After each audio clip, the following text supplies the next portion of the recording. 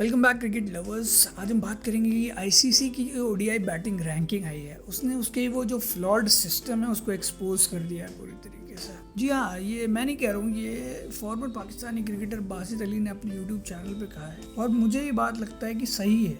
ये एक बहुत ही तीखा कमेंट किया है उन्होंने आईसीसी के ऊपर और इस बात पे हंगामा होना ज़रूरी है क्योंकि ये किस लिहाज से ये रेटिंग देते। पहले मैं आपको ये बताता हूँ कि बासित अली ने एक्चुअली कहा क्या है, उसके बाद हम आगे डिस्कस करेंगे। उन्होंने कहा कि नवंबर 2023 के बाद से बाबर आजम ने कोई ओडीआई मैच नहीं खेला है, लेकिन वो फिर भी आईसीसी की रैंकिंग में टॉप पर है।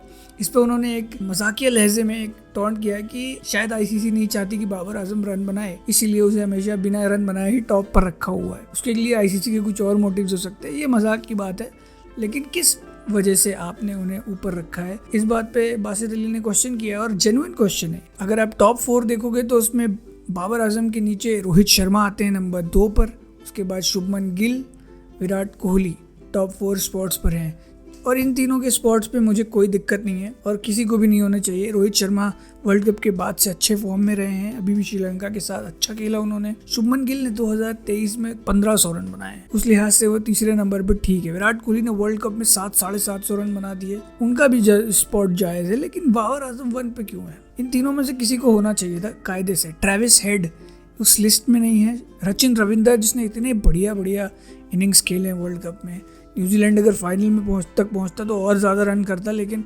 उसे रैंकिंग में टॉप 10 में स्थान नहीं मिला हुआ। हैरी टेक्टर उस लिस्ट में है, रचिन रविंद्र और ट्रेविस हेड गायब है।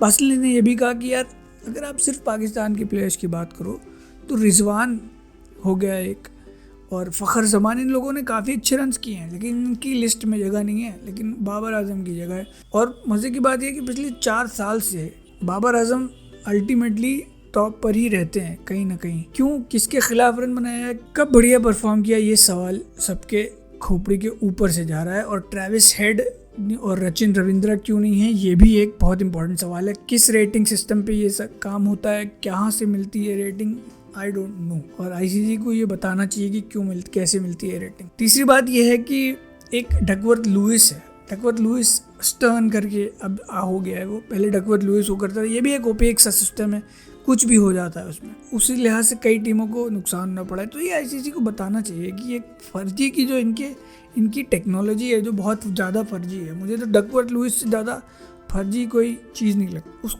उसको ये किस तरह से करेक्ट करेंगे। क्विंटन डिकॉक ने इतने 4 सेंचुरीज बना दी जिस बंदे ने वर्ल्ड कप में, उसका नाम नहीं है। हालांकि वनडे से संन्यास ले लिया उसने, शायद इसलिए उसका नाम नहीं हो। रैंकिंग में कुछ और ही दिखता है, जो वर्ल्ड क्रिकेट में जो अलग हो रहा है रैंकिंग में कुछ अलग चल रहा है। पता नहीं आईसीसी को क्या मायावी सिस्टम यूज़ करती है।